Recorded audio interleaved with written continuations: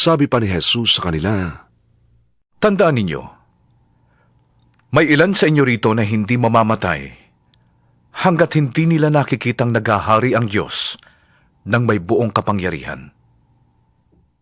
Pagkaraan ng 6 na araw, umakyat si Jesus sa isang mataas na bundok.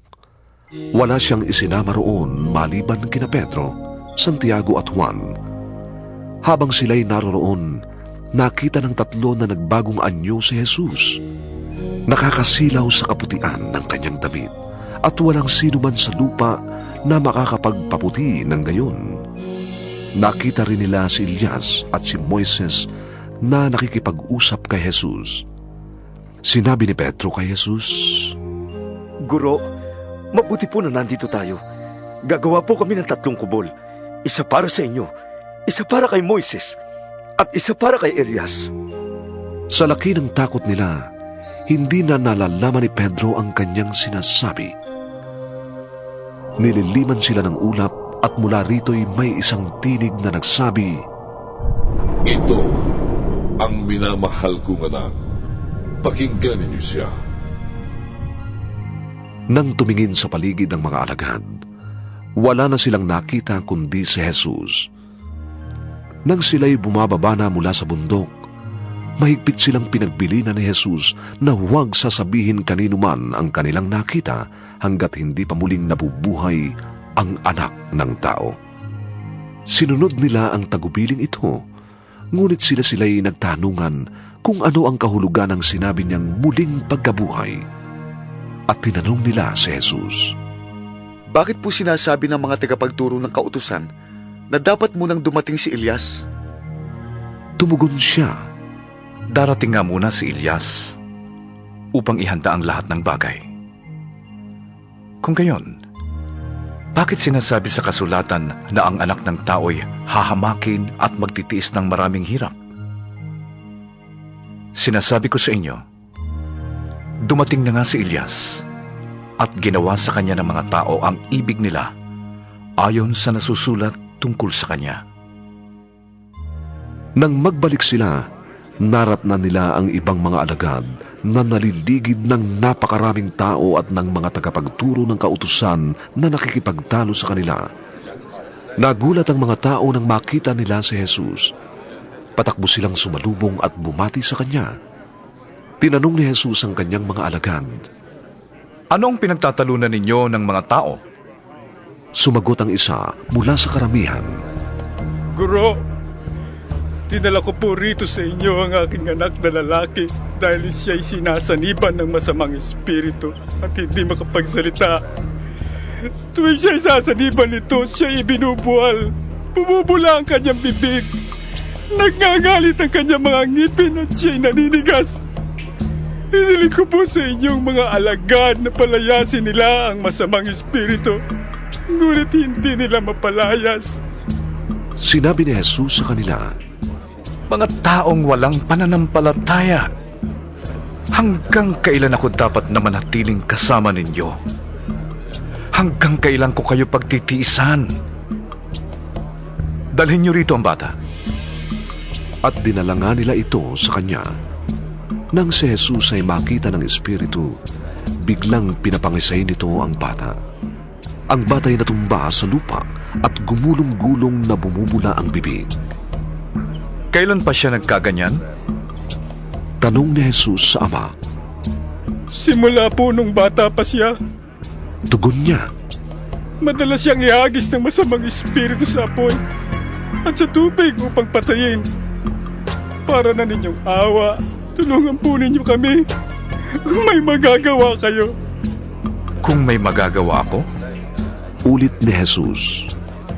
mangyayari ang lahat sa sinumang may pananalig.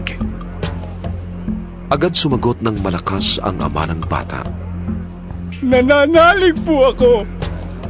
Tulungan po ninyo akong madagdagan pa ang aking pananampalataya.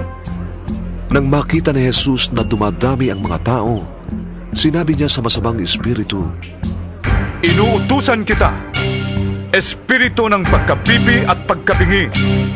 Lumabas ka sa bata at huwag ka nang babalik sa kanya.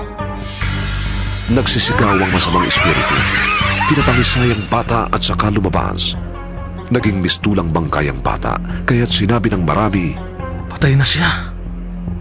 subalit ang bata'y hinawakan ni Jesus sa kamay, ipinangon at ito'y tumindig. Nang pumasok si Jesus sa bahay, palihim siyang tinanong ng kanyang mga alagad. Bakit po hindi namin mapalayas ang masamang espiritong yon? Sumagot si Jesus. Mapapalayas lamang ang ganitong uri ng espiritu sa pamamagitan ng panalangin. Pag-alis nila roon, nagdaan sila sa Galilea. Ayaw ni Jesus na malaman ng mga tao ang kanyang kinaroroonan dahil tinuturuan niya noon ang kanyang mga alagad. Sinabi niya sa kanila, Ang anak ng tao ay pagtataksilan at papatayin. Ngunit siya'y mabubuhay sa 3 araw. Hindi nila naunawaan ang sinabi niya, ngunit natatakot naman silang magtanong sa kanya. Dumating sila sa Kapernaum. Nang sila'y nasa bahay na, tinanong ni Jesus ang kanyang mga alagad. Ano ang pinagtatalunan ninyo sa daan? Hindi sila makasagot dahil ang pinagtatalunan nila'y kung sino sa kanila ang pinakadakila. Naupo si Jesus, tinawag ang 12 at sinabi, Ang sinumang nagnanais maging una ay dapat maging huli sa lahat at maging lingkod ng lahat. Tinawag niya ang isang maliit na bata at pinatayo sa harap nila. Pagkatapos, kinalong niya ito at sinabi, Ang sinumang tumanggap sa isang maliit na batang tulad nito, alang-alang sa akin, ay tumatanggap sa akin. At ang sinumang tumanggap sa akin, ay hindi lamang ako ang kanyang tinatanggap, kundi pati na rin ang nagsugo sa akin. Sinabi sa kanya ni Juan, Guro, nakakita po kami ng isang taong nagpapalayas sa mga demonyo sa pamamagitan ng inyong pangalan. Pinagbawalan namin siya sapagkat hindi natin siya kasamahan. ngunit sinabi ni Jesus, Huwag ninyo siyang pagbawalan, sapagkat kung ang isang tao ay gumagawa ng himala sa pamamagitan ng pangalan ko, hindi siya kaagad-agad na makakapagsalita ng masama laban sa akin. Ang hindi laban sa atin ay panig sa atin. Sinasabi ko sa inyo, ang sinumang magbigay sa inyo ng isang basong tubig dahil sa kayo'y tagasunod ko, ay tiyak na tatanggap ng gantimpala. Mabuti pa sa isang tao ang siya'y bitinan ng isang malaking gilingang bato sa leeg at itapon sa dagat, kaysa maging sanhi ng pagkakasala ng isa sa maliliit na ito na nananalig sa akin. Kung ang kamay mo ang nagiging sanhi ng iyong pagkakasala, putulin mo. Mabuti pang pumasok ka sa langit na putol ang isang kamay, kaysa may 2 kamay na mapunta ka sa impyerno, sa apoy na hindi mamamatay. Kung ang paa mo ang nagiging sanhi ng iyong pagkakasala, putulin mo. Mabuti pa ang pumasok ka sa langit na putol ang isang paa, kaysa may 2 paa na mapunta ka sa impyerno. At kung ang mata mo ang nagiging sanhi ng iyong pagkakasala, dukitin mo ito. Mabuti pa ang pumasok ka sa kaharian ng Diyos na kulang ng 1 mata, kaysa may 2 matang mapunta ka sa impyerno. Dooy hindi namamatay ang mga uod at apoy, sapagkat ang bawat isa'y dadalisayin sa apoy. Mabuti ang asin, ngunit kung ito'y mawala ng alat, paano ito mapapaalat na muli?